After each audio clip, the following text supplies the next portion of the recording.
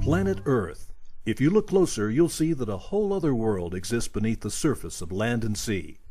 Layer after layer of rock structures go deep into the Earth's crust, mile after mile.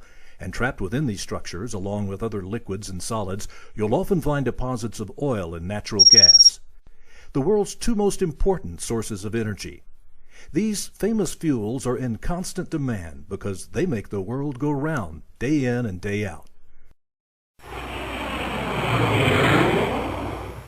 So how do you find something that's completely hidden beneath the Earth's surface? It's a mystery that people in the oil and gas industry are always trying to solve, and for very good reason. Drilling for hydrocarbons is expensive. And before they spend money on equipment and crews, exploration and production companies need a reliable strategy for pinpointing where to drill. Geoscientists have a secret weapon called seismic exploration, and it involves sending acoustic energy, which takes the form of wavelets, into the ground to get a sound picture beneath the surface. It's complicated, so let's start with the analogy of bats. Bats can't see very well, so they send out little waves of sound that bounce off of objects and then go back to their ears. It's called sonar. It gives them what you might call a sound picture of their world. That's a good example of how nature already uses a form of seismic acoustic imaging to locate objects. Doctors also use it for ultrasound imaging. Geoscientists use man-made tools to make the sound wavelets, listen to them, and then record them. When you want to know if oil and gas deposits are in a particular area, geophysical companies bring large trucks that have big vibrators on them. Most of the time, this is what generates the acoustic energy or vibration. They use geophones, or very sensitive seismic microphones, to hear the reflected sounds, but sometimes they set off small buried charges. They set many geophones on the ground in a line, and they are attached to a recorder inside another truck. The vibrators send thousands of wavelets down into all the different layers of the Earth. Some of the wavelets bounce off of the boundaries between the rocks below the surface and are reflected back to the geophones that are waiting to record them. Each geophone along the cable sends the received wavelets to the recording truck where they're recorded and stored. How do the wavelets reach into the subsurface of the ocean?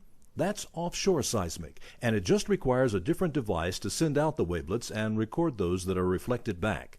Out at sea, a seismic crew works off a vessel with a specially designed back end, so it's easier to lay floating cables or streamers. And all along the length of the streamers, microphones, called hydrophones, are attached one after another. Several of these hydrophone streamers are pulled behind the vessel at once. Acoustic sources are towed behind the vessel in front of the streamers and release compressed air, which creates the wavelets.